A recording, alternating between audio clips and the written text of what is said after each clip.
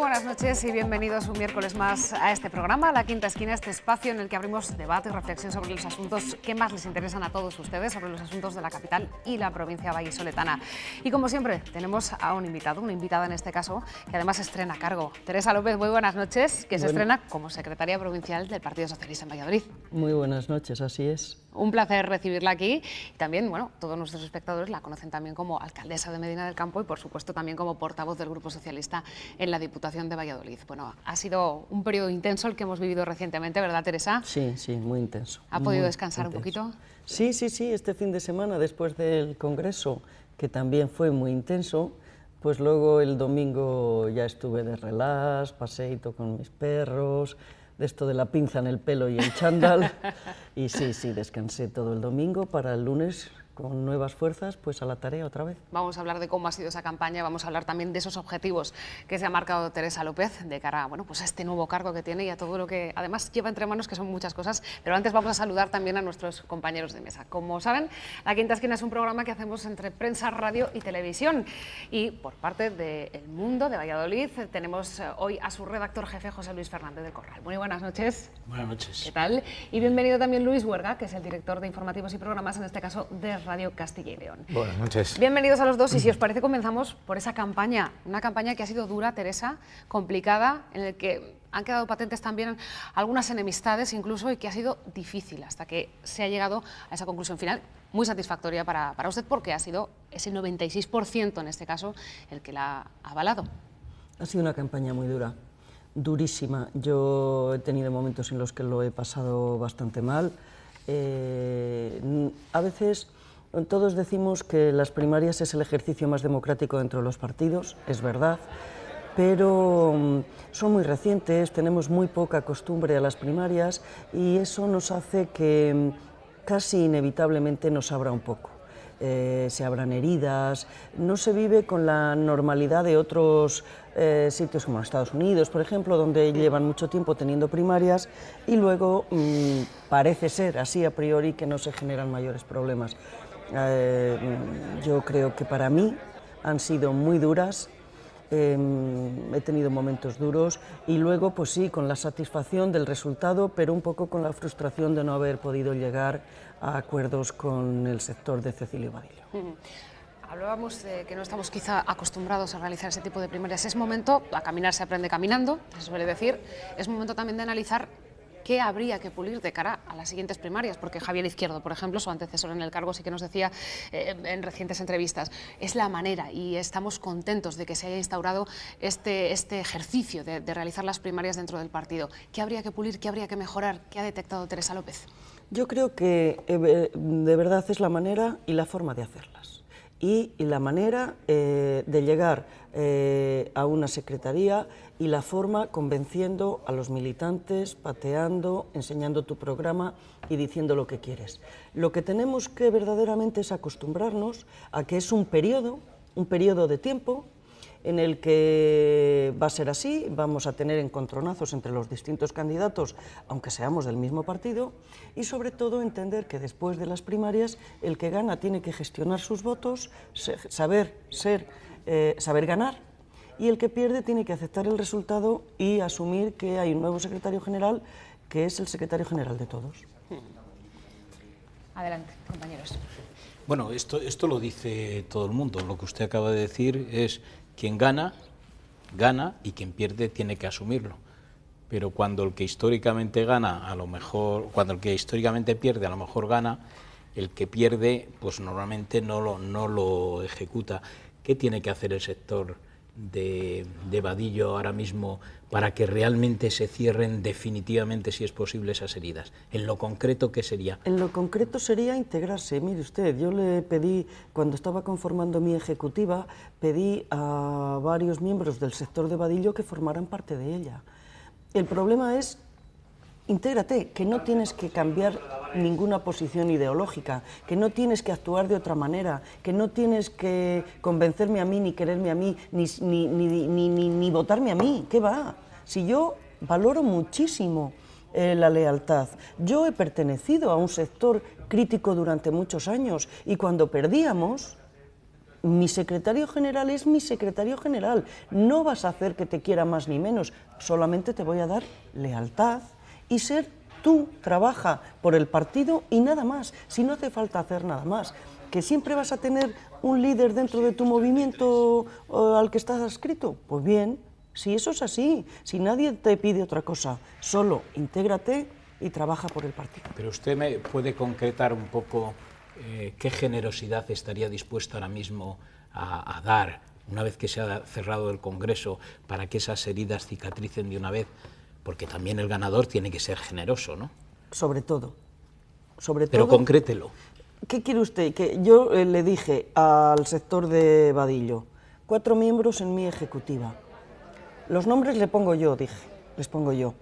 Y los nombres les pongo yo no quiere decir que quite a unos para poner a otros. Quiere decir que yo quería una ejecutiva en un sector con carácter territorial y que yo quería poner esos nombres porque quería o necesitaba o eran nombres de los pueblos para conformar la ejecutiva con carácter territorial. Y le dije, 4, los nombres les pongo yo, 10 en el comité provincial y en el comité autonómico. Yo no podía meter a nadie más, puesto que a mí la regional me había dicho que tenía que dar 21 nombres y esos 21 nombres ya estaban avisados. Y no es lo mismo que no te ponga a que te quite. Yo le había dicho a 21 personas que iban a estar en el comité autonómico, pero yo le dije a Vadillo, 4 en la ejecutiva o 5, que me da igual. Y 10 en el comité provincial, porque el comité provincial sí que tengo la posibilidad de poner el número de miembros que yo quisiera. Entonces yo lo que quería era, venga, vamos a trabajar juntos. En eso concreté yo y la gente que ha trabajado conmigo.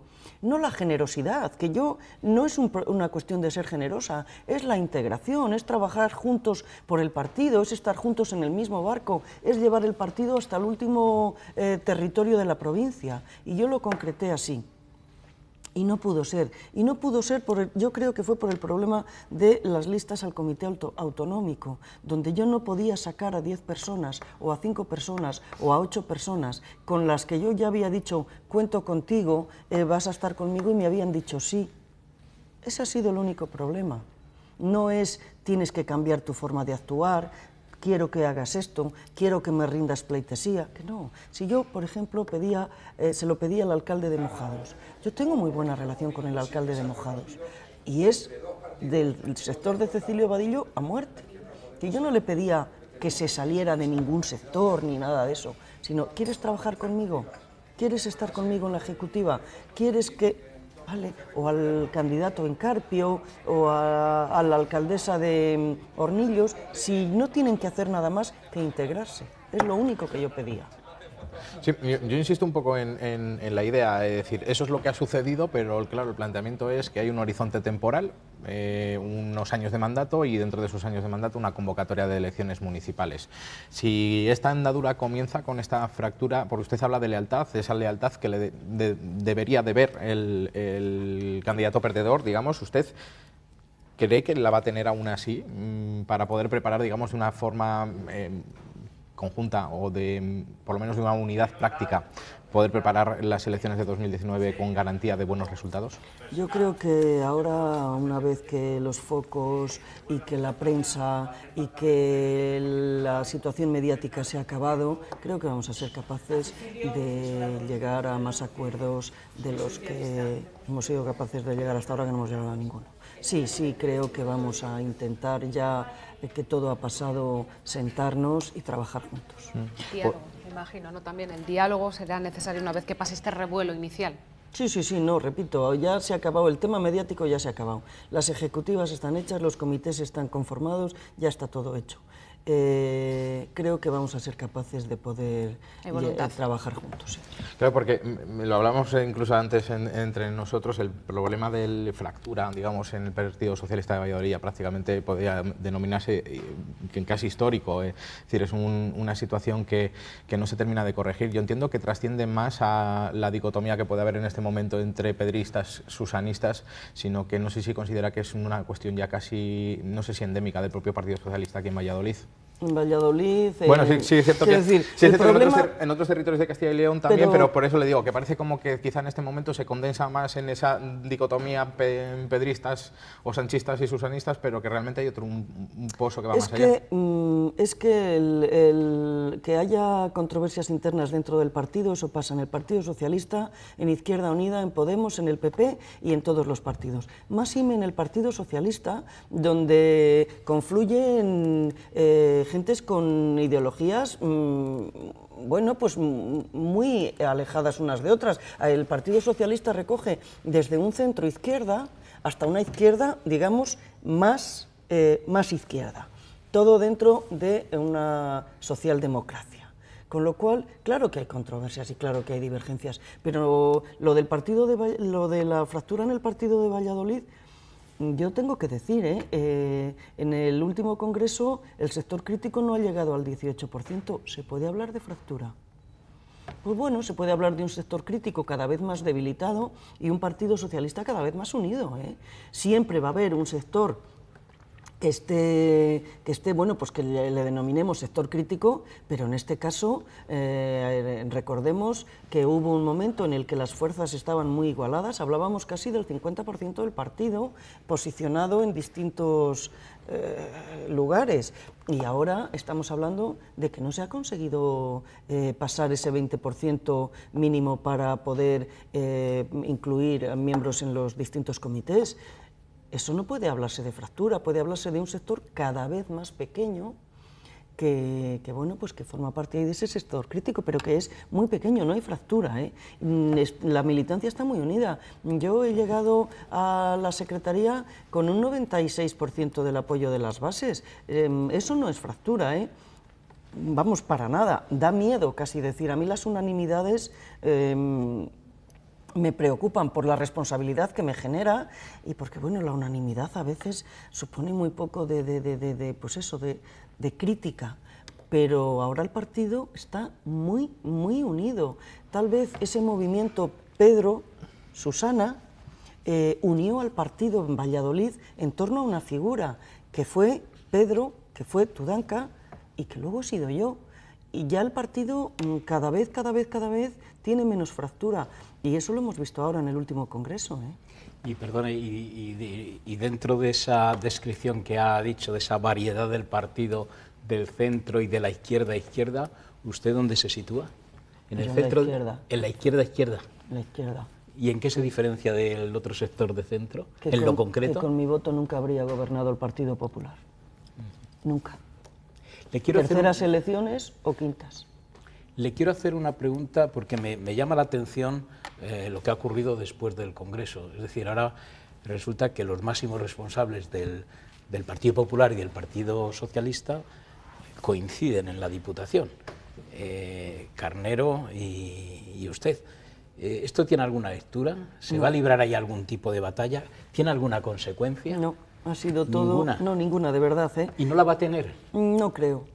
Ha sido todo pura casualidad. Yo nunca hubiera pensado en optar a la Secretaría General si Javier Izquierdo hubiera continuado o hubiera sido el candidato a la Secretaría. Ha sido una casualidad. No creo que tenga consecuencias. En la Diputación, el Partido Popular y el Partido Socialista llegan muchas veces a acuerdos, pero también tenemos una postura muy crítica en otras muchas, y va a seguir siendo así. Y no se puede medir en términos de futuras elecciones o candidatos a presidencias y demás, ¿no? ¿Y en qué le diferencia usted de Carnero? Uy, en muchísimas cosas. A ver, díganos alguna concreta. Ya voy. Materia de presupuestos. Nosotros presentamos para estos presupuestos últimos a la Diputación, en los que precisamente votamos que no a los presupuestos, porque presentamos y centrábamos todo nuestro interés en un plan de empleo genial, importantísimo, en un plan de empleo con dotación económica, presupuestaria, sin que pusiera en riesgo ninguno de los programas de la Diputación, pero teniendo en cuenta a los más desfavorecidos. Nosotros somos muy críticos con el Partido Popular en todas esas subvenciones que se hacen a determinadas asociaciones de empresarios, de autónomos, de no sé qué, que nos parece que poco o nada tienen que ver con el objetivo final de lo que tiene que ser la Diputación. Por primera vez, repito, hemos dicho que no a los presupuestos, y hemos dicho que no porque multitud de programas de la Diputación se pierden en este tipo de cosas. Nosotros pedimos una y otra vez que se implanten más, que se meta más dinero en planes provinciales, que las subvenciones no vengan condicionadas, que no se nos diga a los alcaldes lo que tenemos que hacer, que no nos dirijan y sobre todo, que dejemos de tapar las vergüenzas a la Junta, que asumimos cantidad de competencias de la Junta, que además la Junta no financia, pero nosotros no queremos dejar a nuestros ciudadanos en terreno de nadie, no queremos dejarles sin ayudas, la Junta lo sabe, se lava las manos y la Diputación, el Partido Popular es muy poco crítico con sus hermanos mayores a la hora de decir, oye, que hay que poner dinero. Hay muchas diferencias entre el Partido Popular y el Partido Socialista en la Diputación. Oiga, precíseme esas vergüenzas de la Junta que trata de tapar el PP. Hemos estado asumiendo durante años, pagando con nuestros propios presupuestos todas las competencias que la Junta tiene en materia de bienestar social, ya sea a través de las residencias, a través de todos los presupuestos que hacemos en materia asistencial, que son competencia de la Junta y que la Junta pasa olímpicamente, y eso ha supuesto mucho dinero para la Diputación. ¿Y eso quiere decir que la Junta maltrata a Valladolid? Eso quiere decir que la Junta está a lo suyo y que le importa muy poco el día a día de la calle y de los ciudadanos. ¿Maltrata a Valladolid? Yo creo que la Junta maltrata a Valladolid, a León, a Burgos. No creo que tenga nada en contra de Valladolid expresamente. Pero la Junta es cierto que, sabiendo, como sabe, que los ayuntamientos y que las diputaciones no van a dejar a los ciudadanos, repito, en terreno de nadie, pues lo asume la Diputación. El plan de empleo, la Diputación tuvo que, con carácter de urgencia, y hacer una modificación presupuestaria y poner el dinero que no llegaba para los planes de empleo que tiene que hacer la Junta, que es competencia directa de ella.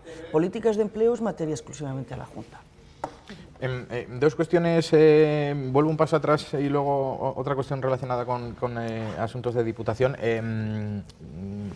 Retomando un poco la reflexión que hacía dentro de ese concepto de socialdemocracia en el Partido Socialista, caben varias tendencias. Sí que es verdad que bueno, lo que sucede en este caso en Valladolid, que es lo que estamos hablando, es un problema doméstico. A nivel nacional, quizá el Partido Socialista también, superada esa etapa, bueno, superada o no, no lo sé, esa etapa de enfrentamiento entre Pedro Sánchez y Susana Díaz, ahora con también los diferentes puntos de vista que el Partido Socialista está planteando en diferentes territorios con el conflicto catalán, etcétera, etcétera, y sobre todo teniendo un poco el contexto internacional y esa caída notable del peso político de la socialdemocracia en países donde tuvo una presencia mayor, ¿cómo vaticina usted el futuro de esa socialdemocracia como concepto que engloba tantas ideologías que pueden llegar a ser no contrarias, pero sí lejanas aquí en un país como este, con todas las dificultades que estamos teniendo ahora?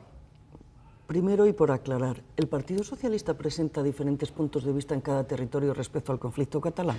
Hay socialistas que... No, es que, de verdad, hay socialistas que hablan y que tienen su propia opinión y que la dan y que me parece genial y que además ojalá la den muchos años.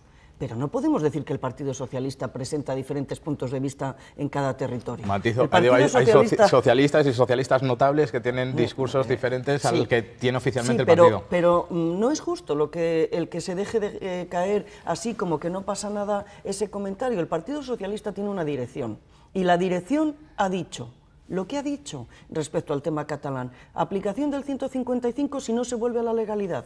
¿Por qué no estamos en esto con ambajes ni estamos en una situación? De hecho, Nuria Parlon, que no estaba de acuerdo, pues ha ido de la Ejecutiva, cosa que me parece muy coherente y que de alguna manera dice mucho de cómo es Nuria. Pero que en diferentes puntos de vista no, de verdad. Seamos serios en ese sentido. El Partido Socialista tiene una dirección y esa dirección es lo que ha dicho. Le matizo. Socialistas, no partidos socialistas, sino socialistas sí que tienen, además notables, sí que tienen diferentes... Es decir, también es verdad que había un discurso oficial en el momento en el que Pedro Sánchez toma las riendas del partido y una vez dimisión en bloque de su ejecutiva, a pesar de que el discurso, digamos, del partido era uno, pero personas en concreto provocaron determinados cambios. Por eso pasó lo que pasó. Bueno, pero es a eso a lo que me refería. Afortunadamente, miles de militantes de bases dijimos otras cosas. Respecto a la socialdemocracia, mire usted, es que en un partido en el que pueden militar personas a las que además yo aprecio mucho, como Pepe Bono, donde se ubica y donde se posiciona, y además él lo ha dicho, o personas como Pedro Sánchez, donde se ubican y se posicionen, fíjese usted qué espectro ideológico hay. Y todos militamos en el mismo, y además encantados, y hemos convivido así 100 y pico años sin ningún problema. El problema de la crisis de la socialdemocracia en Europa, bueno, salvo en Portugal, donde viene arrasando, no tiene nada que ver con que sea un partido en el que existen diferente espectro ideológico. Tiene que ver con el aumento de los populismos, es que siempre en situaciones de crisis, pero si la historia es cíclica, si esto ya se ha visto, que estemos hablando del problema de Austria o del problema que Le Pen en Francia, el país de las libertades, fíjese lo que pasó, pasaron a la segunda vuelta de las elecciones Macron y Le Pen. Es que es un problema que ha traído como consecuencia los populismos. Es muy fácil en un momento de crisis, donde las tasas de desempleo eran las que eran, donde los salarios se habían reducido en un 20%, donde el que trabaja es pobre, como pasa en nuestro país, es muy fácil que salga un líder con muy poca conciencia política y muy poca conciencia de Estado y diga que va a cerrar las fronteras y que ahora yo os lo voy a dar todo y no va a haber paro y vais a estar todos muy bien, y que la socialdemocracia, que sigue diciendo redistribución de la riqueza, trato a los emigrantes en condiciones de igualdad, es muy fácil que esas cosas no calen, volverán a calar. Afortunadamente volverán a calar. La crisis de la socialdemocracia tiene mucho que ver con la crisis económica y el aumento de los populismos, y decirle a la gente lo que quiere oír. Vale, y la otra cuestión ya más del terreno, antes relataba esos puntos que usted tiene en diferencia con el planteamiento en este caso, de Jesús Julio Carnero a la hora de valorar la funcionalidad que tienen las diputaciones. Hace 2 años estábamos hablando aquí en esta misma mesa precisamente que parecía que no había otro tema, y fíjese lo que son las cosas, de si las diputaciones deberían continuar o no. Después, bueno, sí que es verdad que el terreno político se enfangó, empezamos a hablar de las posibilidades de formar gobierno o no, parece como que ese tema quedó en segundo plano y ahora es Cataluña, el tema de Cataluña lo que arrasa. Pero en ese relato que usted ha hecho de diferencias de puntos de vista que tienen la funcionalidad de la Diputación, ¿sería suficiente con esas cosas, el tema de competencias, financiación, etcétera, etcétera, para poder, digamos, de alguna forma modernizar o adaptar la institución a los tiempos que corren y que no se aleje ese debate de su necesidad o no? Yo creo que a las diputaciones hay que darlas un repaso muchísimo más en profundidad, pero yo creo que en territorios como el nuestro son absolutamente necesarias. Lo he dicho entonces cuando era el eje de la polémica y cuando no estaba, yo iba a contracorriente cuando lo decía, y lo digo ahora, que no se habla del tema sino solamente de Cataluña. Yo he dicho que las diputaciones son necesarias cuando existe una población y un mundo rural tan amplio como el nuestro, son necesarias, pero sí que hay que revisarlas. Repito, competencias impropias, subvenciones cada vez más condicionadas, donde se le dice al ayuntamiento de turno lo que tiene que hacer, cuándo lo tiene que hacer y cómo lo tiene que hacer, cientos de partidas distribuidas en distintos sitios presupuestarios, donde uno a veces se pierde en todo ese tipo de cosas. Volver a redefinir las necesidades de los municipios, la financiación de los municipios, volver a sentarse y a hablar y afrontar una ley de bases de régimen local que verdaderamente satisfaga y dé necesidades al tema municipal, y reubicándonos todos en nuestras distintas competencias y demás, pero son necesarias. Javier Izquierdo, en su despedida, marcaba como objetivo el volver a recuperar la Diputación. Decía, hay que lograr la Diputación. Tenemos, decía, diferentes núcleos de peso, de importancia en la provincia, y sería uno de los objetivos. ¿Qué más objetivos se ha marcado Teresa López, aparte de recuperar la Diputación? La palabra que más se oyó en el Congreso, y además es que es cierto, es que en estos momentos en Valladolid gobernamos a 3 de cada 4 ciudadanos. Y eso es muy importante. Y estamos muy implantados en el territorio, en la provincia de Valladolid. Pero yo me planteo como principal objetivo llevar la voz del partido a todo el territorio.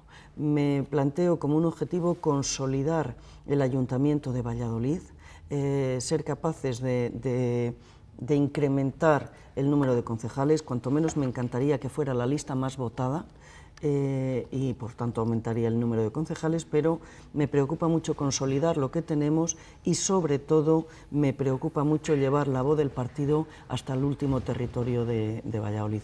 Hay zonas, yo siempre digo, y cuando lo digo todo el mundo me dice qué razón tienes, ser de izquierdas en el mundo rural, en determinados lugares de Valladolid es muy complicado. Tenemos que estar siempre pidiendo perdón y siempre convenciendo a nuestros ciudadanos de que si llega un alcalde socialista no va a quitar las procesiones, no va a quitar los toros, no va a quitar tradiciones. Es muy complicado ser de izquierdas en Valladolid. Hay cosas que a la derecha se las supone que sin embargo a la izquierda se cree que no va a ser capaz de. Y yo quiero llegar a cada rincón, explicar el proyecto socialista y cómo el proyecto socialista no está en absoluto reñido con las tradiciones de nuestra provincia.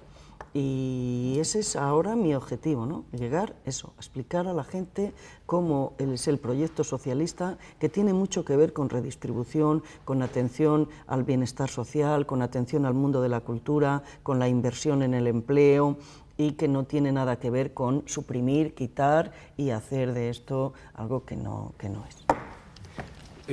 Acaba de decir o de subrayar que el PSOE gobierna a 3 de cada 4 ciudadanos de la provincia de Valladolid. Evidentemente eso tiene mucho que ver con tener la alcaldía de Valladolid, con una persona que en prestigio va subiendo enteros, porque hasta ahora encima es el portavoz de la ejecutiva del PSOE. ¿Siente usted que jerárquicamente no, pero de hecho va a estar Óscar Puente por encima de usted? Me hace mucha gracia porque cuando hablamos eso en Petit Comité, Óscar dice no te conocen.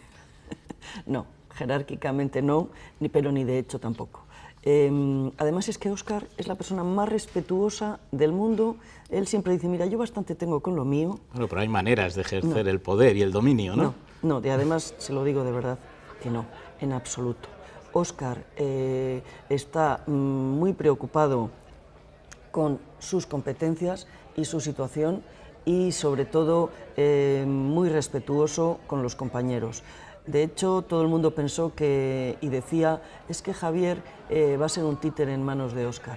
Y luego todo el mundo decía, tienen diferencias entre ellos, ha habido momentos en los que han tenido enormes diferencias. Ni fue un títere nunca en manos de Óscar, ni desde luego existían diferencias. Javier tenía sus competencias y Óscar las suyas. Yo de vez en cuando me gusta mucho reunirme con Javier, con Óscar, con Pedro González, con Ana Redondo, con una serie de personas a las que me gusta mucho consultar cosas de mi ayuntamiento, de la Diputación, y me imagino que ahora con mayor motivo del partido, pero jamás Óscar se le ha ocurrido decirnos, ni dirigirnos, ni nada de nada. Y siempre que lo hablamos, pues eso, nos solemos reír y decir, bueno, es que no te conoce. Bueno, pues como lo hablan a menudo por lo que veo, es decir, está en sus conversaciones, me gustaría hacerle un examen al respecto. Dígame algo que no le guste de Óscar Puente en el Ayuntamiento de Valladolid. En el Ayuntamiento de Valladolid a mí no me ha gustado, y se lo he dicho a él, el que ha tomado decisiones que no ha sido capaz de explicar claramente a los ciudadanos para que los ciudadanos las hayan entendido. ¿Soterramiento? Por ejemplo. ¿Y algo más? Los presupuestos participativos. Y Óscar me dice, Teresa, ¿qué lo he hecho? Y yo digo, pues mira, cuando los ciudadanos no se han enterado, es que no lo has hecho bien. Porque la decisión está bien tomada o mal tomada. Yo me imagino, y a mí me pasa, como alcaldesa yo me encantaría tomar todas las decisiones que más gusten a mis ciudadanos. Y eso es el ABC del alcalde.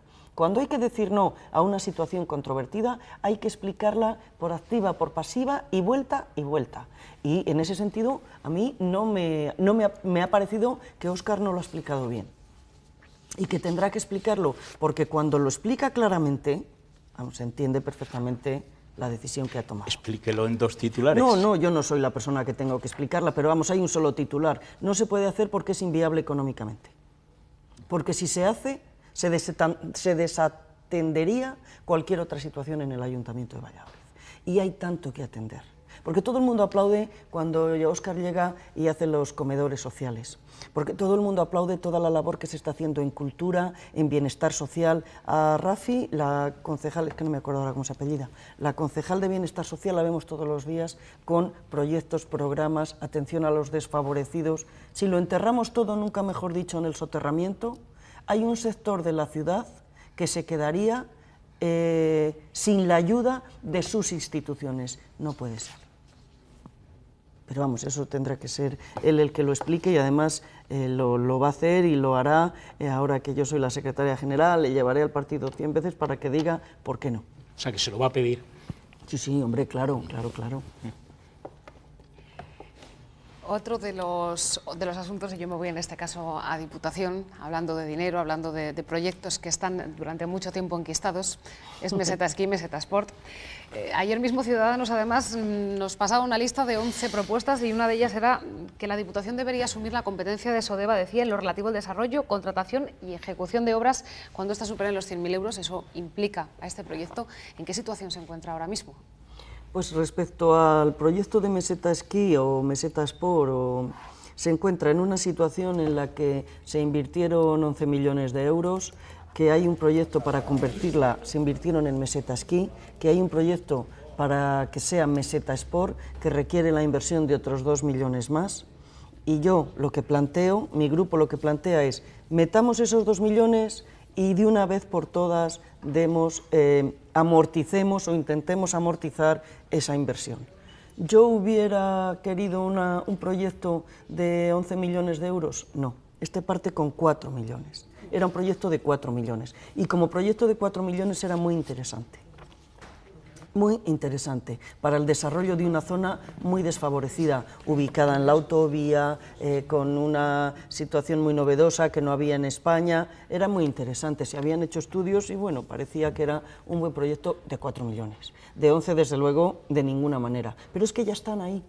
¿Qué hacemos? ¿Les enterramos?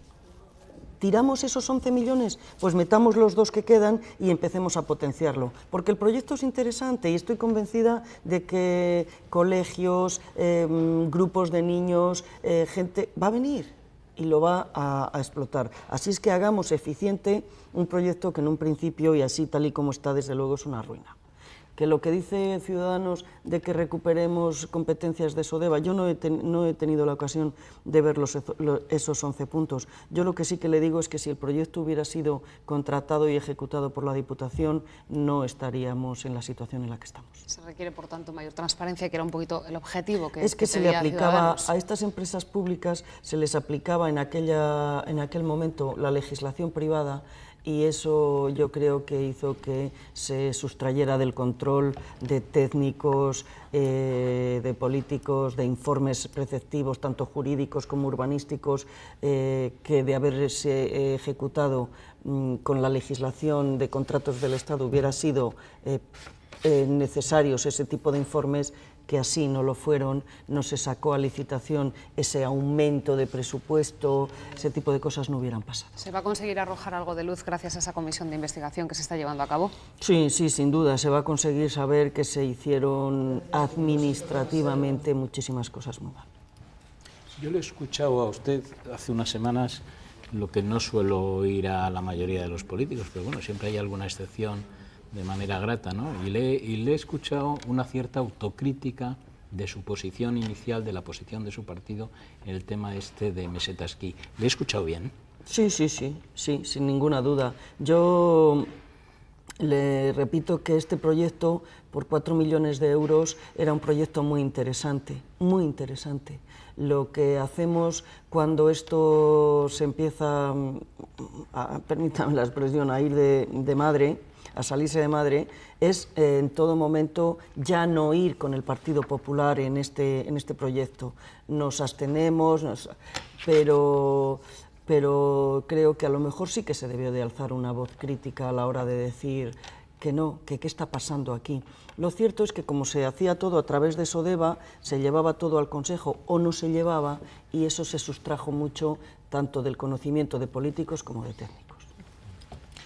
Uno de los principales proyectos de comunidad para esta legislatura era el desarrollo del mapa de ordenación del territorio con estas unidades básicas de ordenación, etcétera, etcétera, para intentar reconfigurar el mapa de servicios públicos en los entornos rurales. Un proyecto que partía con el apoyo inicial del Partido Socialista, pero que luego su Consejo de Alcaldes votó en contra, y en este momento es un poco en el que estamos, con el Partido Popular tratando de buscar el apoyo del Partido Socialista para sacarlo adelante, y puede que se quede simplemente por lo menos en un planteamiento mientras no se consigan los apoyos necesarios para implantarlo. ¿Usted qué opina al respecto? Es decir, ¿es necesaria la reordenación? ¿De qué forma, de qué tipo debería ser? ¿Cómo hay que abordar esa situación? Antes lo mencionaba, que quizá también a nivel de Diputación, ¿no? Primero lo que habría que hacer es ver un poco cómo es el panorama, cómo es el contexto, e ir un poco a la raíz de los problemas. Yo creo que el tema de la reordenación del territorio es el caballo de batalla de todos los legislaturas, iba a decir de todos los gobiernos, no, del Grupo Popular durante 30 años en la Junta. Y el problema es que configuraron el mapa y configuraron los servicios y configuraron toda la ordenación del territorio en un papel. Y establecieron cómo iba a ser desde un papel. Y cómo iba a prestar la Junta los servicios, y luego cuando esto sale a la luz y se da traslado a los interesados y a los municipios, pues se dan cuenta de que hacían cosas como que a la Cistérniga le daban los servicios sanitarios, creo que en Laguna, los de educación en Tudela, hacían unas cosas verdaderamente... Pues eso, de que el papel todo lo puede, pero que la realidad no. Al final yo creo que está pasando lo que se preveía que iba a pasar, y es que ya no saben cómo cerrar este problema. Empezó siendo un problema, una situación en la que iban a reordenar el territorio para los servicios básicos que presta la Junta, pero iba a ser obligatoria también la supresión de las mancomunidades existentes y crear las nuevas mancomunidades y todo ese tipo de cosas. Al final se empiezan a dar cuenta y dicen que ya no es obligatorio que se supriman las mancomunidades. Bueno, ahí ya creo que era la primera vez que se alzaron en armas alcaldes y presidentes de mancomunidad del Partido Popular, que jamás se habían alzado en armas. Y se reúnen con el consejero y con el ideólogo de esta ley, que es fue el director territorial, no me acuerdo cómo se llama. Y se alzan en armas y le dicen que, oye, mira, que es que esto que estás haciendo es una locura. Y te empiezan a decir, bueno, vale, pues solo será obligatorio para los servicios que presta la Junta, pero ustedes en los servicios propios podrán organizarse como quieran, recogida de basura, recogida de residuos, todo este tipo de cosas, ustedes se podrán organizar como quieran. Y ahora al final pues está en un stand-by entre los servicios que presta la Junta y los propios de los municipios. Yo creo que se hizo mal, se hizo muy mal, se dibujó en el papel y se quiso reorganizar, no sé si para ser más eficientes, pues probablemente sí, y sin embargo al final se dieron cuenta de que había muchos municipios que les generaban mucho mayor problema. Los municipios que están entre dos comunidades, como la zona ya de Mayorga y toda esa zona de por allí, en Medina con Arévalo y toda esta zona, que teníamos todos muy definidas nuestros servicios sanitarios, educativos. Había niños, creo que era en la zona de Río Seco, que tenían que hacerse 70 kilómetros con la nueva reubicación. Yo creo que se hizo mal y que ahora el tema es que quieren sacarlo como sea. No sé qué va a pasar. A mí, tal y como estaba, desde luego, se presentaron alegaciones en la Diputación. Acuérdense que no salió el dictamen preceptivo de la Diputación, no salió porque había habido muchas alegaciones de muchos municipios. No lo sé al final si lo reordenarán otra vez o lo quedarán así, pero tal y como estaba no era eficaz. Quiero hacerle al respecto una pregunta y me gustaría que me contestara como mínimo con un monosílabo. El consejero de la Presidencia ayer en las Cortes anunció ayudas y facilidades para constituir las mancomunidades urbanas, entre municipios grandes, como puede ser Medina, y algunos del Alfoz, una tercera parte es lo que hablaba, y ahí va a haber dinero. ¿Me puede decir si Medina va a concurrir a esas ayudas? Desde luego sí. Sí. Medina ya de entrada tenía un problema con su mancomunidad. Y además le agradezco la pregunta porque me dará la ocasión de explicar que Medina en su mancomunidad pone el 70% del presupuesto, pero como se vota no por presupuesto ni por cuota de participación, sino por número de alcaldes, Medina no está en ningún órgano de dirección de la mancomunidad, con lo cual paga el 70%, pero no tenemos ni idea de nada. Y además la mancomunidad surge como una forma de hacer más eficiente y de ayudarse entre todos los municipios, pero en la mancomunidad de Medina, por circunstancias que nada tienen que ver ni con quien la han presidido ni nada de nada, se termina perdiendo ese carácter y ya no era más barata la recogida de residuos entre todos. Medina ya planteó, nosotros nos vamos y organizáis, por acogernos precisamente a la ley del territorio. Si nosotros somos una comunidad urbana única o esas de que solo podíamos estar solos.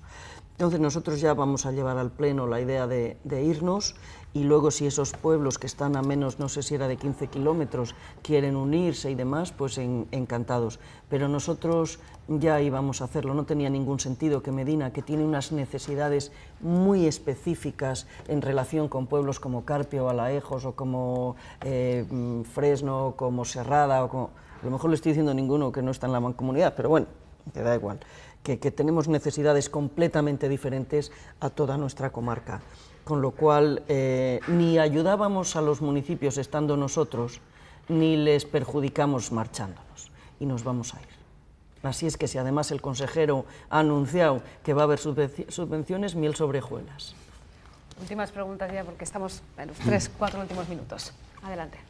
Bueno, a mí me gustaría, no hay muchas mujeres presidentas del partido, ¿no? Y me gustaría saber qué tono feminista, por entendernos, puede usted aportar precisamente a este partido en Valladolid, o si va a aumentar con su presencia esa sensibilidad feminista que yo por lo menos valoro positivamente. Yo creo que sí que hay diferencias entre que sea un hombre o una mujer la que ostente la dirección, sobre todo si no cometemos el mismo error que suelen cometer muchas mujeres cuando llegan a dirigir algo, y es que se cometen los mismos errores que los hombres, se convierten en hombres cuando llegan a la dirección. Yo llego a esto ya con una edad suficiente como para consolidar mi posición de mujer. Creo que las mujeres tenemos una mayor capacidad de ceder, y lo digo yo, que dicen que cedo muy poco, no es verdad. Yo tengo mucho genio de momento, pero luego sí que tengo capacidad de ceder. Creo que tenemos una mayor capacidad para ceder. No nos cuesta tanto reconocer que vale, que tienes razón, que no hay problema. Eso es una situación mucho más complicada en un hombre. Y luego, ¿qué le aporta a una mujer? Yo, mire usted, salvo eso, ¿no? Esa capacidad de poder ceder más, creo que somos más dialogantes, poco más en la condición de mujer. Yo, en mi caso, que no sé si va unido a mi condición de mujer o no, yo delego mucho, delego muchísimo en mis equipos, en la gente que trabaja conmigo, porque a priori confío muchísimo en la gente que trabaja conmigo, y salvo que me demuestre lo contrario, cuando le doy una tarea es para que la haga. Yo no soy de esas madres que iban detrás de sus niños a ver si habían hecho bien la cama. Mira, chicos, si la has hecho, la has hecho. Y la has hecho y no voy a ir detrás. Delego. Tengo mucha capacidad de negociar y creo que también de ceder, pero quiero quitarme de encima ese mantra de que soy un poco así, un poco fiera. No lo soy, tengo mucho genio, solo tengo mucho genio, pero luego de verdad que no, y quiero demostrarlo de verdad, que al final cedo mucho. Cede mucho, y hay sutilezas y lecturas entre líneas que estoy segura que Teresa López va a saber realizar a las mil maravillas. Sí, en eso sí que sabemos hacerlo, sí, sabemos mucho leer entre líneas, eso es verdad. Como mujer me tengo que posicionar ahí. Sí. Nos hemos quedado sin tiempo, la verdad es que ha sido un placer recibir la visita en la quinta esquina de Teresa López, gracias por habernos acompañado.